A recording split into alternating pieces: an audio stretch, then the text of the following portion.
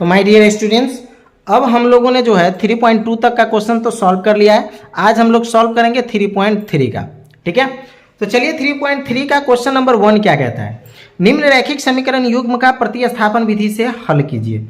तो my dear, प्रतिस्थापन विधि कह रहा है, प्रतिस्थापन विधि से इस क्वेश्चन को हमको सॉल्व करना है। अब आप सोचोगे सर प्रतिस्थापन विधि बहुत टफ होता है। नहीं माय डियर, ये 6 क्वेश्चन इसमें दिया हुआ है। मैं गारंटी देता हूं कि 1, 2, 3 नंबर क्वेश्चन तक सॉल्व करते करते ना आपका दिमाग ऑटोमेटिक काम करने लगेगा और आप जान जाइएगा कि प्रतिस्थापन विधि से आसान और कोई विधि नहीं होता है क्वेश्चन हल करने में। गारंटी 50% कंफ्यूजन तो आपको पहले क्वेश्चन में अब हम अभी आपको दूर कर देंगे।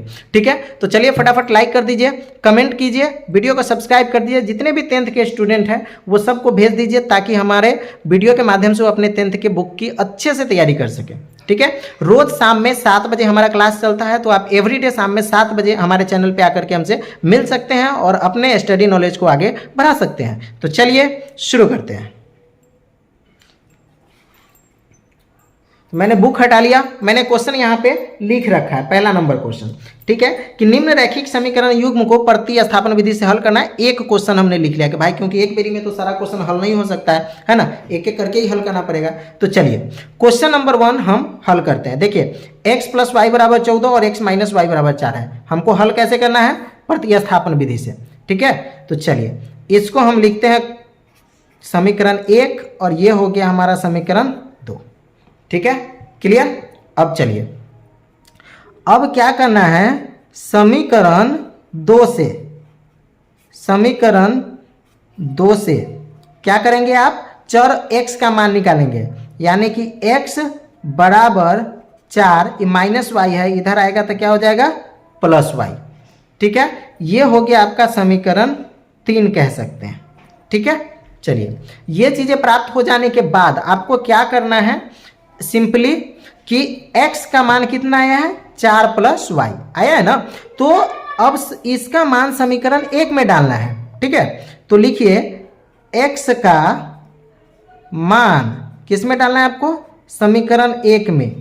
x का मान समीकरण 1 में रखने पर, ठीक है, 1 में रखने पर हम क्या कर रहे हैं, समीकरण 1 में रखते हैं। x के जगह पर आपको 4 + y रखना है, x नहीं लिखना है, x के जगह 4 + y लिखना है। यानी कि 4 + y, x के जगह हमने क्या लिखा, 4 + y, क्योंकि x बराबर ये है।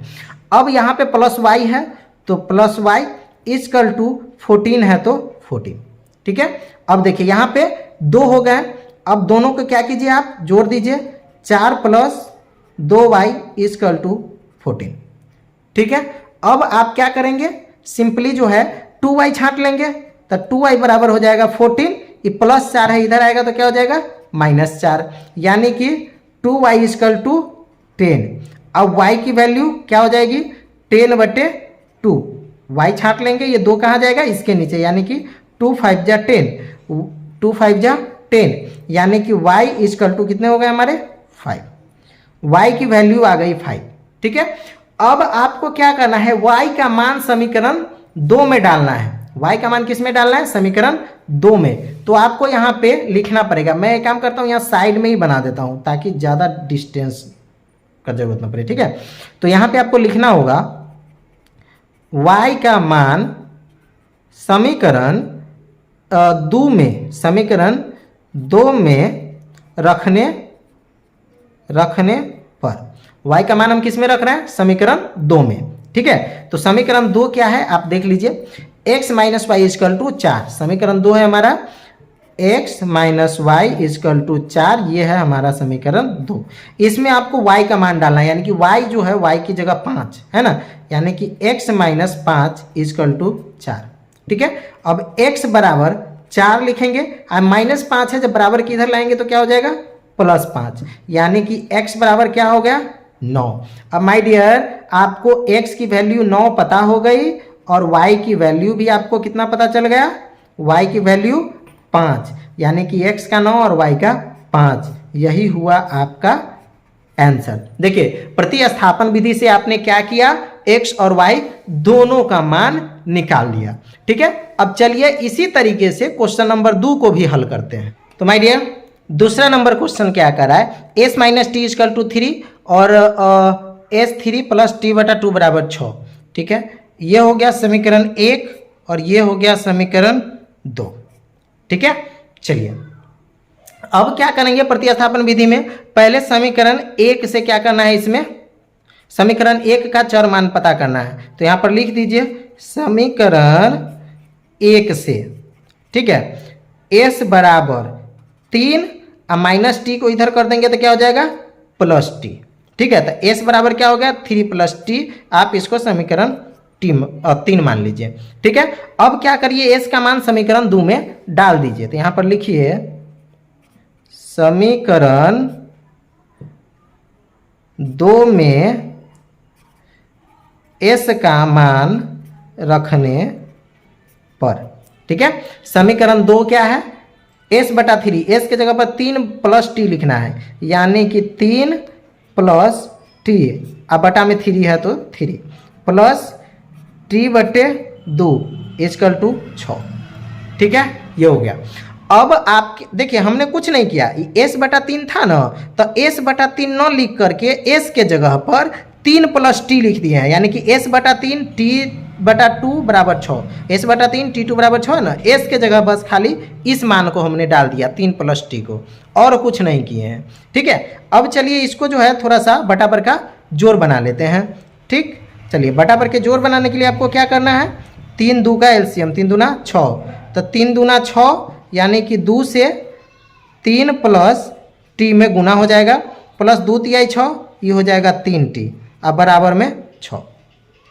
अब देखिए यहाँ पे ई बटा में है, इधर कुछ नहीं है तो मान लीजिए कि ये भी बटा में है। ठीक है ना, क्रॉस गुना कर दीजिए, तो 3 इसको इस 1 से गुना करिएगा तो सेम नंबर आ जाएगा, 3 दूना 6 प्लस 2 टी, देखिए 3 को 2 से गुना किए 6 और 2 को टी से गुना कर दिए 2 टी प्लस 3 टी बराबर 6 को 6 से गुना कर दिए, कितना हो गया 36।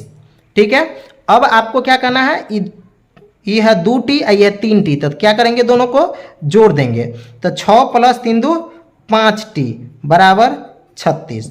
अब क्या होगा कि 5 टी को हम छांट लेंगे, तो 5 टी बराबर 36, आई 6 इधर आ जाएगा, तो प्लस 6 इधर आएगा तो क्या हो जाएगा -6, यानी कि 5 टी बराबर 30। ठीक है, तो टी बराबर क्या हो जाएगा 30 बटे 5, काट देंगे 5 छक 30, यानी कि टी 5 छक 30, अब जो हो गया टी बराबर 6। टी की वैल्यू आ गई, टी का मान कितना आ गया 6।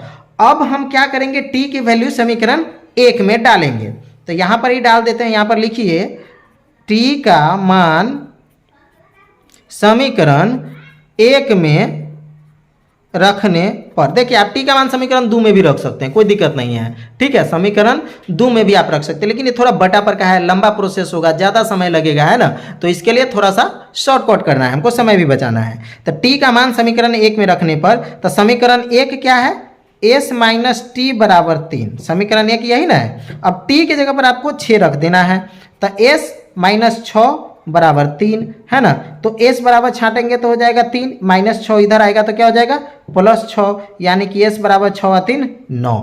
तो माय डियर आंसर आपको पता चल गया, s बराबर 9 और t बराबर 6, यही हो गया आपका आंसर। आई होप आपको जो है प्रतिस्थापन विधि का कन्फ्यूजन ज़्यादा से ज़्यादा मात्रा में क्लियर हो गया होगा, मात्रा समझ रहे हैं ना, यानी कि कंफर्म क्लियर हो गया होगा।